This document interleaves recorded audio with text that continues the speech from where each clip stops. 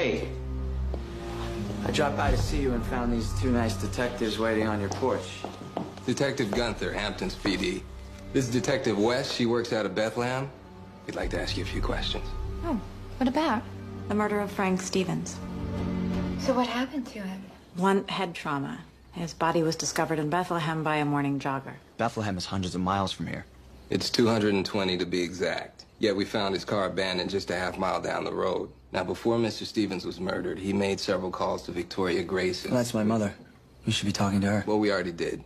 She told us that she had Mr. Stevens investigating Miss Thorne's past. And on the night he died, the last thing he said to her was, Emily Thorne is not who she claims to be. My mother was having you investigated.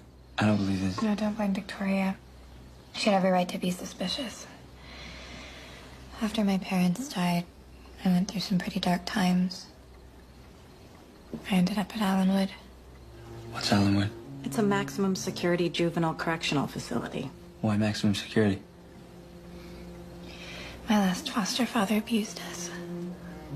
I put a stop to it. That's why I've dedicated my life to charity, trying to right the wrongs and all of that. How many times did you cross paths with Mr. Stevens? Once. It was right around the time that your father fired him. He